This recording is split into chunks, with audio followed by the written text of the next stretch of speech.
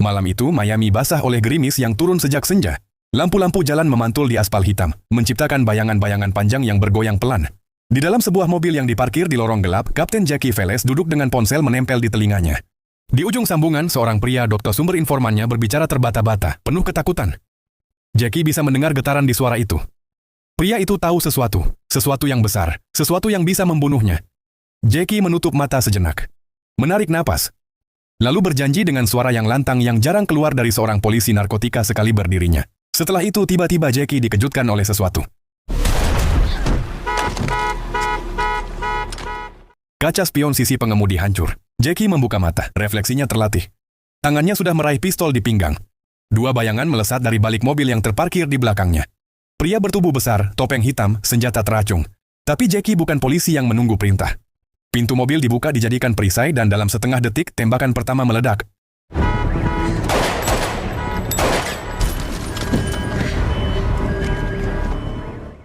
Suara letusan memecah kesunyian malam. Lampu-lampu mobil di sekitarnya ikut menyala karena getaran. Jackie berlari, membungkuk rendah, mencari perlindungan di balik tiang listrik. Peluru-peluru menghujani sekelilingnya, pecahan aspal beterbangan, memotong kulit pipinya. Salah satu penyerang maju, Jackie membidik. Pria itu jatuh, tapi yang satu lagi lebih kejam, lebih cepat terus menembak tanpa henti. Jackie terdesak. Di sela-sela rentetan tembakan, tangannya yang gemetar meraih ponsel dari saku rompi. Layarnya retak, terkena serpihan peluru, tapi masih menyala. Ia membuka pesan singkat. Ibu jarinya terus menekan layar, mengetik cepat, hanya satu nama, satu alamat, satu kalimat pendek. Ia tak sempat menyelesaikan kalimat itu.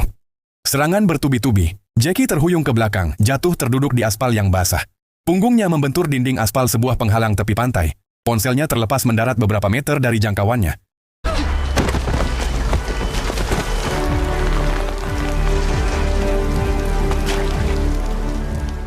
Penyerang itu kini berdiri di depannya. Senapan diarahkan tepat ke wajahnya. Jackie tidak bisa lari, tidak bisa menghindar, ia terpojok. Matahari terbit di atas Miami, tapi sinarnya tak mampu menembus dinding-dinding tebal kantor polisi, yang pagi itu berubah menjadi ruang interogasi. Suasana yang biasanya akrab kini berubah dingin, kaku, penuh curiga. Semua orang yang mengenal Jackie Veles dipanggil satu persatu. Bukan untuk upacara penghormatan, bukan untuk mendengar kabar duka, tapi untuk diperiksa. They fucking killed Jackie, Tom. Letnan Dan Dumars, komandan tim narkotika taktis, duduk di kursi yang sama tempat ia biasa menginterogasi para bandar. Kini dialah yang menjadi sasaran pertanyaan. Dane menjawab datar, terlalu datar. Seperti polisi yang sudah terbiasa menahan emosi. Tapi matanya tidak bisa berbohong. Ada sesuatu yang ia sembunyikan, atau setidaknya itulah yang ingin didengar oleh para penyidik. Di ruang sebelah, satu persatu rekan setim Jackie dipanggil. Micro masuk dengan wajah lelah, matanya sembab, tapi ia berusaha tegar. Numa Baptiste berikutnya, ia tidak banyak bicara, hanya menggeleng, mengangkat bahu, tatapannya kosong menembus dinding, seolah masih melihat bayangan Jackie di lorong-lorong gelap malam itu. Lolo Salazar, yang termuda di tim, hampir tidak mampu menahan air mata. Suaranya bergetar ketika ditanya tentang pesan terakhir Jackie. Penyidik mencatat, wajah mereka tidak menunjukkan empati, hanya fakta, angka, bukti. Innuendo to that end, yeah. Cops playing robbers, yeah. And we're... You heard about the inside heist teams. Lalu giliran sersan detektif Jedi Byrne masuk. Byrne adalah kekasih Jackie. 3 tahun mereka bersama. Rencana menikah tahun depan. Dan sekarang, wanita yang dicintainya terbaring di kamar mayat dengan 17 lubang peluru di tubuhnya. Byrne tidak duduk, ia berdiri, kedua tangannya bertumpu di meja, tubuhnya condong ke depan. Satu kata, dingin, tajam seperti silet. Penyidik itu menelan ludah, tapi tugas adalah tugas. Penyidik itu mundur selangkah, tapi yang lain masuk. 2 orang, 3 orang, mereka berdiri di belakang Byrne, siap mengamankan. Tapi Byrne tidak peduli. Dan disitulah semuanya meledak. with it.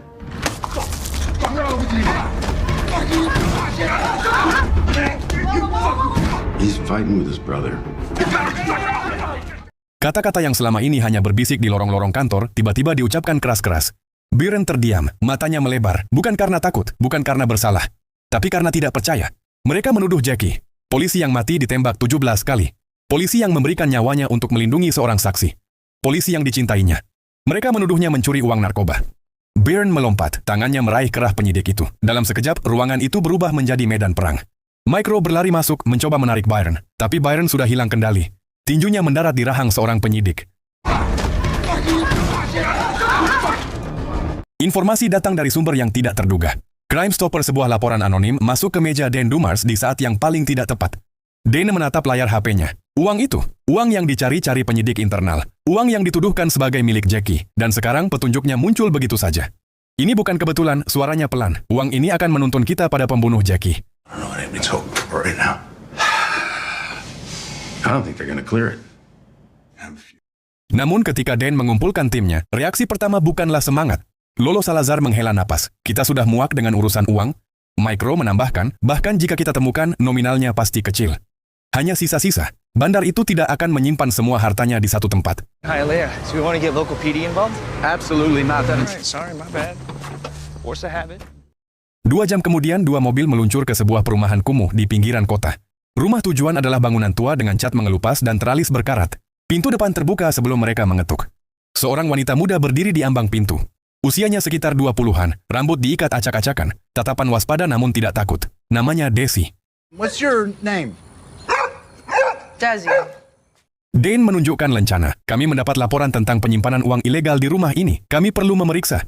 Desi tidak bergeming. Silakan, saya tidak menyembunyikan apapun. Ujarnya. Tim masuk. Anjing pelacak mulai bekerja, hidungnya mengendus setiap sudut. Lantai, dinding, perabotan usang. Lalu di dekat tangga menuju loteng, anjing itu berhenti. Mengendus lagi. Lalu menggonggong. Keras, berulang-ulang, matanya tertuju ke langit-langit. Dane menatap langit-langit, tidak ada tanda-tanda pintu loteng. Tapi instingnya berkata lain. Dengan linggis dan palu, mereka mulai merobek plafon. Dan di balik lapisan kedua sebuah dinding palsu yang tersembunyi, mereka menemukannya. Tumpukan uang pecahan $100, masih tersegel dalam plastik vakum.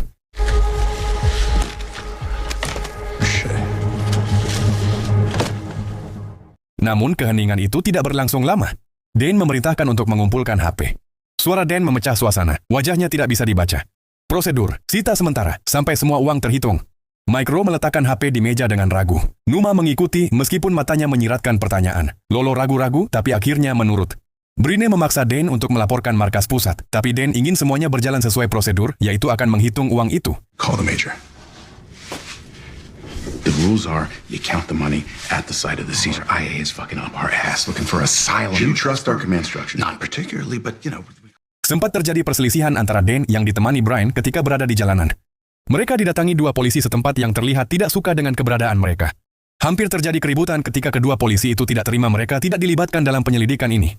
Namun Brian segera mengatakan bahwa ini adalah penyelidikan tingkat tinggi. Mereka tidak berhak ikut campur.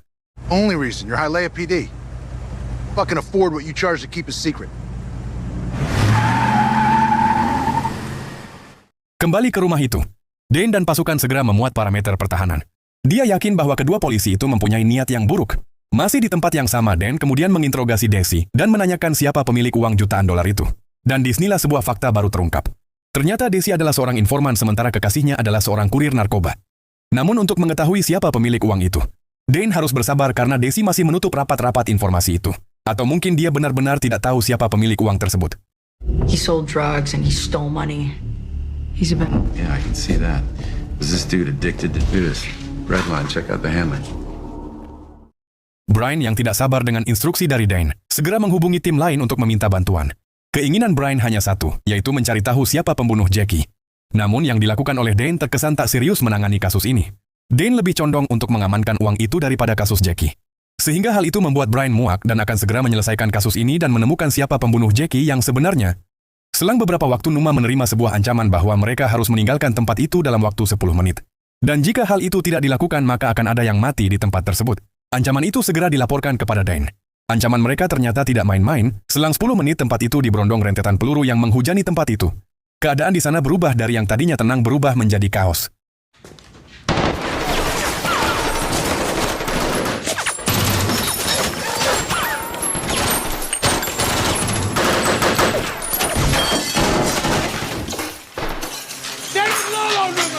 Dane dan Micro mencoba untuk mengejar penjahat itu.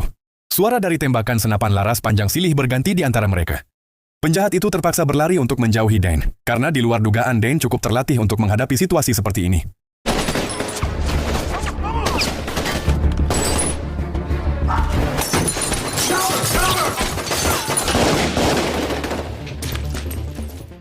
Sampai akhirnya Dane dan Micro bertemu dengan Brian dan salah seorang dari kelompok kartel. Yang menariknya, dari informasi kartel itu didapat sebuah fakta bahwa serangan itu tidak dilakukan oleh mereka. Tidak ada kartel yang cukup bodoh harus menyerang polisi, bahkan demi uang jutaan dolar. Karena jika itu mereka lakukan, maka konsekuensinya mereka akan lebih banyak kehilangan daripada uang tersebut. Dengan fakta itu, bisa dikatakan bahwa pelaku teror itu adalah dari pihak luar. Dan pertanyaan paling sederhananya adalah, Siapa orang-orang itu? Nada que ver con el asesinato de Capitán Vélez. Haber encontrado dentro de la casa. ¿Eres consciente? Buena suerte, detectives. La van a necesitar mucho. Ketika kembali ke rumah itu terjadi lagi perdebatan antara Byrne dan Dane. Brian tidak habis pikir dengan perintah Dane yang terus menghitung uang itu.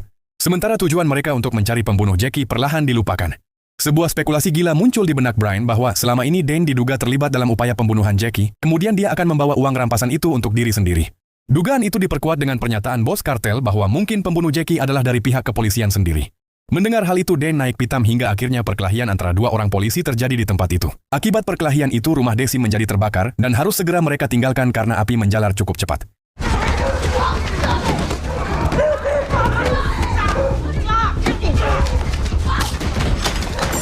Money, get the fuck out of here. Hey, go.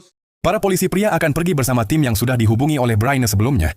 Sementara para polisi wanita akan menunggu tim lain untuk menjemput mereka.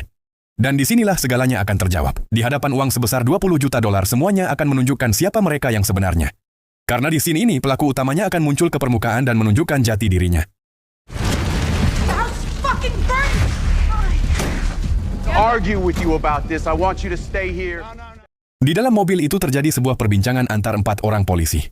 Di sini Dane langsung menginterogasi Micro tentang jumlah uang yang diketahui.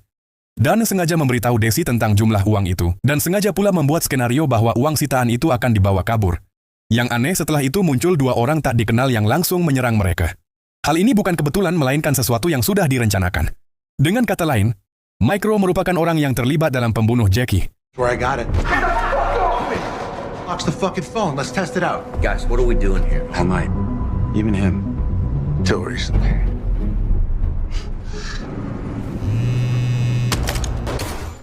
Karena sudah ketahuan Micro, akhirnya akan menghubungi otak dari semua kasus ini. Dan ternyata orang itu adalah orang yang saat ini sedang bersama mereka. Keributan pun akhirnya pecah di tempat itu.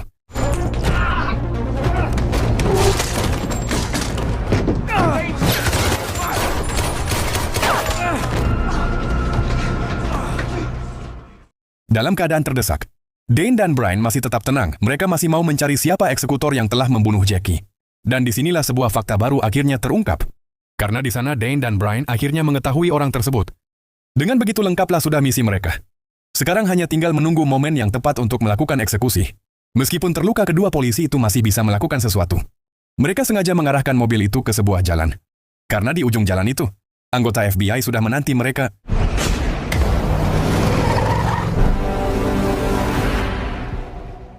Di luar dugaan, Micro mampu melakukan perlawanan dengan melepaskan beberapa tembakan.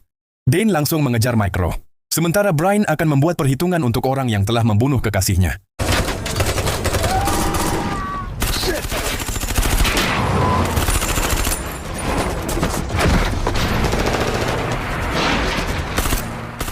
Duel sengit terjadi antara Dane dan Micro.